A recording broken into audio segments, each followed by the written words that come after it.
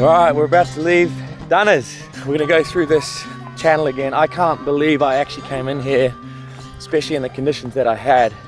And it's blowing about 12 knots on the beam again today. So I just want to have a better look at what I'm actually dealing with. There's two triangles, one on the end of this red pillar here, and one in the bushes. So if you line those up, that's the center of the channel going out. It's 10 meters wide and Parlay is 8 meters wide. There's about a 10 knot breeze on the side of the boat, pushing me this way. All right, let's go. This is Carl. How you doing? I'm looking forward to going sailing again. His parents and my parents are like best friends, so little family reunion down here. Yeah. So are we gonna have you on the helm or what? Oh, if you want. Can you drive us out of this little gap here? I can try. Sure. This is Philip, Michael's son. Say what up, YouTube? What up? So the issue with coming in and out of the yacht club was that the prevailing winds mean that there is usually a solid breeze on the beam or the side of the boat. At low tide, there is also only 2 foot of water, so we made sure to do this at high tide. If you go too slow, the wind will blow you onto the leeward breakwater. If you go too fast and hit something, you're in a world of trouble. So I tried to find the happy medium. Woo! We did it! Oh shit! And just like that, we were through. If you're coming to Dunedin, I recommend contacting the yacht club down there because you're in town. It's such a better spot. If you're out here at Carey's Bay, it's about a 2-hour sail or I'm gonna make this up on the spot. 84% of statistics are made up on the spot. About a 43-minute drive. How'd you go at jiu-jitsu today? I won all my matches. Don't choke me out. Yes. I won't choke you. Don't put me to sleep. You can choke him out. Watch him tap straight away, and then bro. I go like If I tap, stop. Tapping means go harder. Are you doing it yet? Yeah.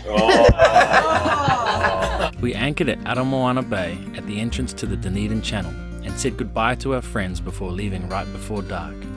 This was just to wait for the southerly winds to swing to the north so we could sail down to Stewart Island. Hey guys, so it's just gone past midnight. One of the coolest parts about doing this for me is being able to reconnect with friends and family around New Zealand that I haven't seen for years, decades. Next stop is going to be Stewart Island. This will be a huge accomplishment for us. It's the very southern end of New Zealand. Not many people even ever go there. I think there's only about 400 people that live there, but wanted to talk to you guys about latitudes. So right now in Dunedin here, we're at about 45.5 degrees south in latitude. So we are well and truly in what they call the roaring 40s, and they are notorious for crazy sea conditions and crazy winds. But anyway, down at Stewart Island, we're going to be at 47 degrees south. It's giving me a huge amount of confidence in our sailing abilities, in the weather forecasting that's available to us now. It's making me feel that going around Cape of Good Hope in South Africa is not out of the question. I was always really worried about the weather conditions down there. But if we want to bring Parlay home to Tortola, going around South Africa definitely is a viable option. So South Africa is only at about 34 degrees south. Right now we're bouncing around in the high 40s. We've been managing really well, I feel like. And Stewart Island, here we come. So as mentioned, we had picked another beautiful weather window to sail all the way down to Stewart Island.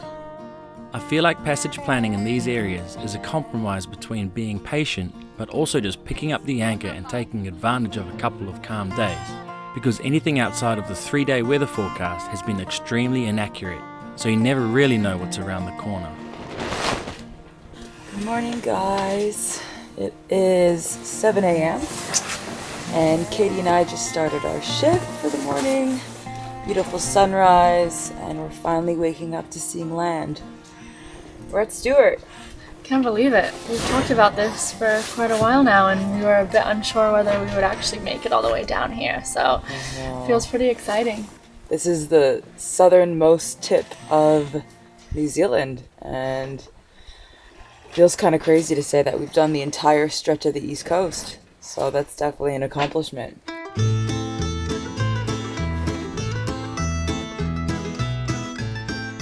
I've got 3 hoodies, a gill jacket, a thermal underneath, 2 pairs of pants, thermals under that, plus me gill pants, and 3 pairs of socks. And I had a balaclava on and gloves.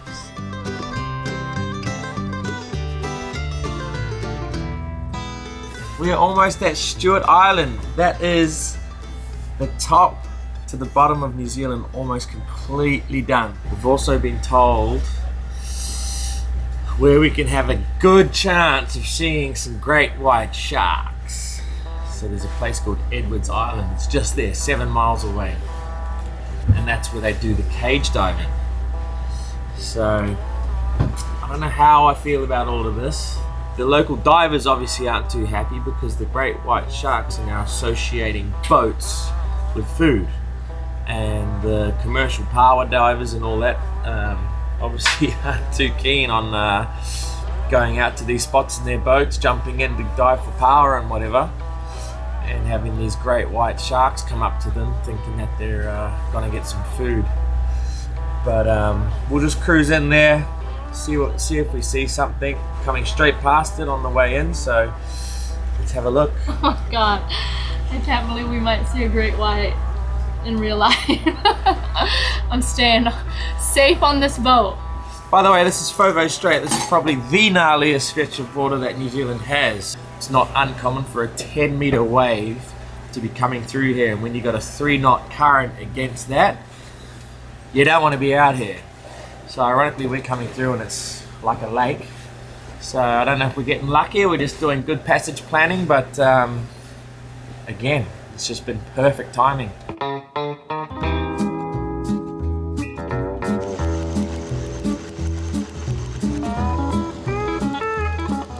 Can't believe that we're actually doing this. I never thought in a million years that I'd be gonna see a great white in real life, or like kind of want to see one. You're always nervous in some spots we go, but Jamie's scared when he sees a barracuda and freaking shark. How many pairs of undies are you wearing? and then I've got all my clothes on too, so if I shit myself, I'm out. The mako taniwha. It's pretty interesting. The Māori people call it a sea monster because it would be absolutely terrifying to see one. So yeah, we'll see. Yeah, there's a cage at the back of that boat. There's people in it. Yeah, that's the cage diving boat. Shark experience. There's someone in the cage out the back of it right now. A whole bunch of people. Oh, It's insane. I can't believe there's great whites right here. This is not something that you get to do every day. Hey guys, if you want to come watch, can you come up and chuck a line and turn off your engine? Shark-proof line, bro. Oh my god. So the boats invited us to, I guess, kind of just wrapped up behind them. So we're gonna chuck them a line and turn the engine off and just kind of see what happens here. Oh my god! Woohoo! Monster just went straight under the boat. Oh! she said there's like 5 or 6 in there right now. Yes. Whoa! He's huge! Whoa, it's a big boat! Oh my goodness, he's coming. Colin! What's your feet, Brett? Here. Oh my god. They look so scary. He's coming here. Don't let him hit the camera. Oh my god. Look at him. He's coming right here. He's coming right here. Look at this. Holy shit. Holy shit.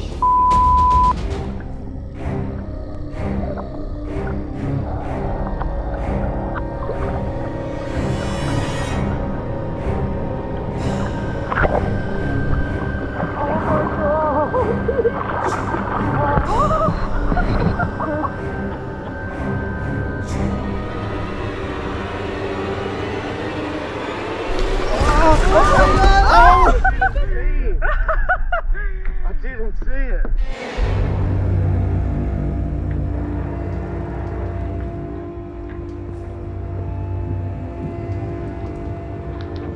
Oh my god. It bit the boat. Damn. There's a tooth mark in the back of the boat now. These guys are paying, I think it's $599 to get in the cage, $299 just to be on the boat. And we've just rocked up. We're seeing it all right in front of our eyes right now. This is freaking unbelievable. How is this real life? Speechless. We were wondering if we'd see one or not. There's 5 of them just circling around. Dive boat over there is chumming like crazy, so it's just bringing them all in. Crazy, man. I thought Sail GP was just like one of the pinnacles, but this is insane. This is honestly insane. Mind-blowing. We've got some teeth marks in the back here, so I might epoxy it in there forever. Because how many people can say great white shark bit their sailboat? I thought it was going to kind of be a scary experience, but it was actually kind of, I don't know, it was so cool that I didn't have enough time to be scared. It was just so, wow, eye-opening, enamoring. Another boat's just turned up. I thought there was only one company, but they're about to shark dive. But everyone's chumming. Everyone's got big tuna heads and they're throwing them out and luring them in. And leave a comment below about what your opinion on this is. Oh, yeah. It's right here as well, Joel. We've seen the apex predator. It's pretty cool. It's amazing. It's like shaking because of it. But yeah, who knows if we're going swimming at all down here. As a surfer and an ocean lover, even though these creatures are scary, largely thanks to a few movies we all watched when we were younger, I still have a huge respect and appreciation for great whites and their place in the ecosystem.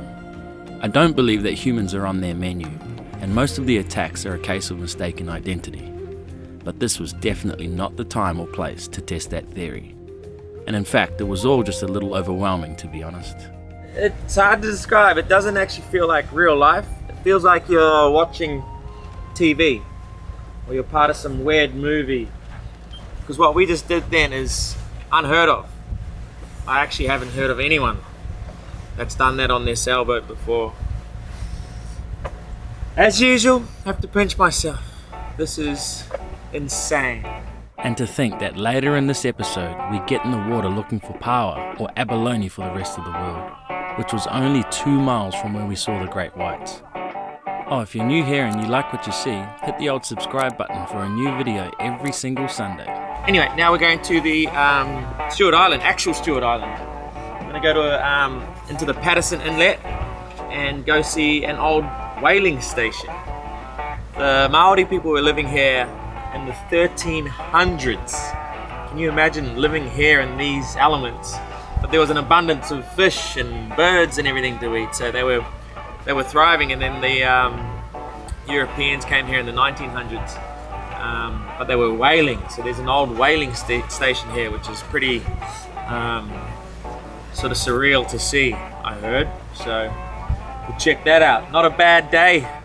Great whites and whaling station. Met at Stewart Island. Woo! We've now done the entire length of New Zealand. We came in past Cape Reinga, coming into New Zealand, and now we're right down at Stewart Island. I think a celebratory drink is in order. Nice bottle of GH Mum champagne, and we'll have the other one when we finish the circumnavigation. Oh my god! Yeah! Holy! You like that? Did it hit the ceiling? Yeah. Where's the dent? That's a mosquito. I didn't kill that Oh, I mosquito. killed that mosquito! Perfect! There's not too many places south of here that you can go. Yes, guys. Awesome work. Cheers. I'm going for a swim. We're in Stewart Island. Why not? Do you know what we just saw? We did just see great whites, but I'm choosing to ignore that fact. Should we put a life ring on her?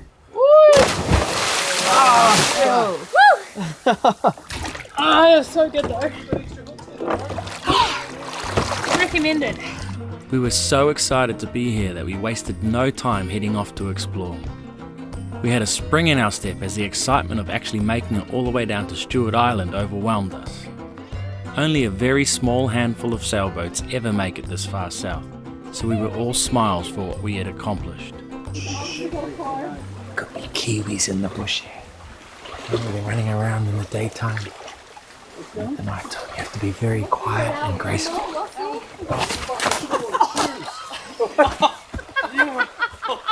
In 1924, almost exactly 100 years ago to the day, a fleet of Norwegian whaling boats turned up in Stewart Island. They used this exact site as their base while they headed out towards Antarctica in search of whales. And over the next 9 years, they killed and processed around 9,000 whales. The boats were steam powered and had big props and a lot of torque in order to hunt down what were predominantly blue whales. Right on the beach are some discarded propellers which were damaged by icebergs as the Norwegians sailed around the Ross Sea in Antarctica. Right in front of the shipyard is a submerged whaling boat formerly known as the Othello, which was beached in order to be used as a wharf for the whalers. This is crazy. It says there were 100-foot whale catcher boats coming in here and processing the whales up here somewhere. And they've preserved all of the things that they can find. Oh my, no effing way. Is that an old shoe? Looks like it. That's insane. Crazy to think this is almost 100 years old, all this stuff. Just read up on a bit more. That was more like a shipyard. And this was the slipway here. The whole shipyard was steam driven. And they even had a huge lathe inside to straighten bent propeller shafts. The old boiler for Kaipipi shipyard can still be seen in the water at the end of the slipway. When you stop and think about the conditions that these men had to work in, you get a real sense of how hard life used to be back then. The shipyard was shut down in 1933, at the start of what we now know as the Great Depression. On our way home, we found a rope swing, which brought the children out in us again. Dude, go!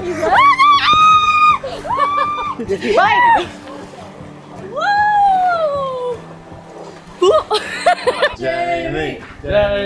Everyone's done it. Oh, now I'm not because he's a Trust it. Put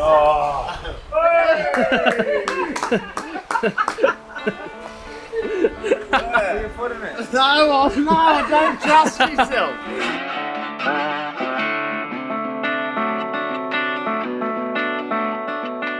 G'day. Hey Greg, how's it going? Good, how you going? The next morning, we invited one of our patrons, Craig, to spend the day with us on the boat. Craig is a tour boat captain in Milford Sound, which was going to be our next destination, so he shared some amazing local knowledge with us. If you have to get away from everything, you can actually come up here. We were going to wait in Stewart Island before we attempted to go up the west coast of the South Island, as there were some pretty nasty conditions out there at the moment. That is heavy. But apparently, the rewards were well worth the risk. You guys are going to get in there, there'll just be waterfalls thundering everywhere. It'll probably be the best waterfalls they've had in a decade. He'll be reluctantly cruising through. What's the plan, Craig? Oh, we'll go for a quick power dive, a little secret power spot, and then... Doesn't it seem a little bit too close to that old Edwards Island? Nah, it's only about, 2 or 3 miles? It's fine. And So you like- know it so like a takes 60-second swim for them. it takes 7 minutes for them to swim from Edwards to the main wharf. So So we got to be in the water an hour and 6. Craig reckons if you don't worry about them, they don't worry about you. Don't even think about them. Have you've seen a great white out there? Once, yeah. I've dived this spot hundreds of times. It was only further out from the spot that I saw great white, and that was years ago. Right. Otherwise, they're fine. He needs that. Yep, that's it. Power knife. No, you want them soft and blunt because power are hemophiliacs. Mm-hmm. So if you damage it when you're trying to get it off, and you put a slight cut, it'll bleed to death. Okay. Right. So there's a special technique to pop them off. That's your measure, 125 at the widest point, as long as it fits in there. Done. We're going to get 4 or 5 of them. Okay. But we want them that long. Wait, so we might not even have to get in the water. Oh, well. this sounds real good. I might just wait here. Power Rangers unite! This is dumb or just plain right out stupid what we're about to do, but it's gonna happen. Trying to feed the family? I don't know if I'm feeding the great white family or I'm trying to feed the family. I'm not gonna lie, I'm scared. I'd be lying if I said I wasn't. He thinks it's hilarious. You got nothing to worry about.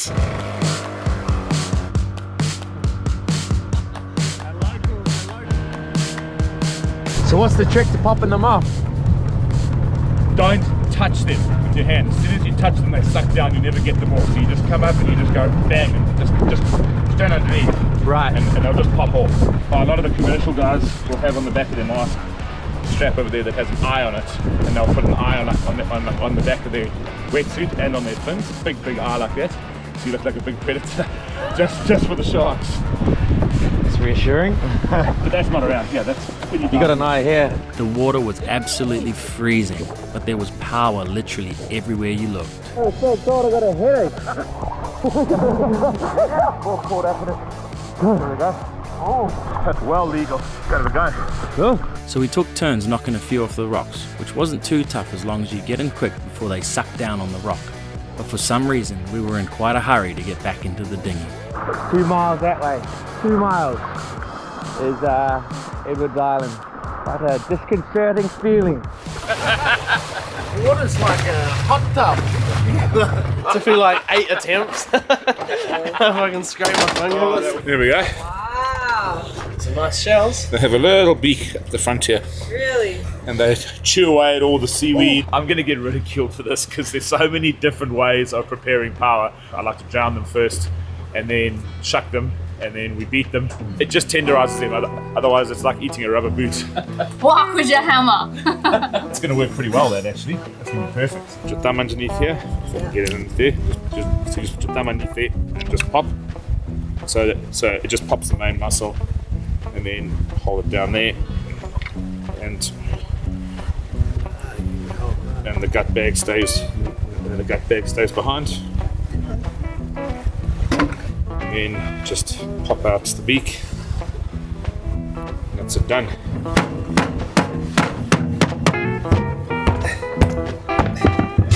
Perfect. Slice those up. Marinated in a bit of soy for a while.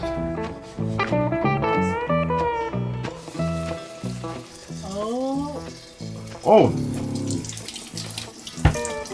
Okay, that's actually good. Oh, you like some? I'm sorry, Ted, but these are way better. Okay, so I've never really liked the taste of Paua myself, but the way Craig did it was absolutely delicious. Everyone just go, mmm. The soy's good, eh? Yeah. So later that evening, we met with another one of our patrons, Blair, who picked us up and took us down to Stewart Island's one and only pub. This is legit. How good. There is such an impressive history here, especially when you consider the difficult conditions that the previous generations lived through, particularly worsened in the middle of winter. We didn't stay out too late because we had a very early start the next morning to hopefully go find something Stewart Island is very well known for, and that's the Kiwi bird. It's a nice early start. Could have been a wet one. We were picked up before sunrise by a company called Beaks and Feathers, who took us out to their special location for Kiwi spotting. Don't be alarmed if we don't see anything for a while. Kiwis are our national animal, but they have become extremely rare in New Zealand. But in no time at all, we had the cutest little guy come right up to us, who they have nicknamed Shoe Sniffer for good reason. I honestly couldn't believe this was happening. Some New Zealanders go their entire lives without ever seeing a Kiwi, and here was one so close that we could have touched him. We were in absolute awe. There are so many fascinating facts about this flightless bird, but one interesting one is that scientists measure the length of a bird's beak from the end back up to its nostrils. Well, the Kiwi actually has its nostrils at the end of its beak, so technically, it has one of the shortest beaks in the world. So they have really poor eyesight. They also don't have proper irises to filter white light. That's why white light is so hard for them. Are those feathers or is it more like fur? Yeah, more like fur. Thank you. That was awesome. Really cool. No worries. There's 4 Kiwis here and none of us have ever seen a Kiwi. Ha ha! Well, you have now. How sick was that, Joe? That was What are you, awesome. 49 years old and it's your first time seeing 52, bro. Come on. Yeah, no, that was really cool. It was nuts how fat they were when they stood still, and then when they started running, they all sucked in and looked all skinny. It was pretty cool. You can't help but laugh when you see them running. Yeah, exactly. Absolutely nuts. And coming right up to our feet, that was unreal. We got up at 5, so ready for bed again. That was honestly so cool. If you come to Stewart Island, go do one of these Kiwi tours with Beaks and Feathers. well worth it. That was pretty special. Thanks so much for watching till the end, guys. Tune in next Sunday as a big aluminium dive boat drags right up against us right here in Stewart Island. Colin, it's coming! Be careful! The back is gonna hit!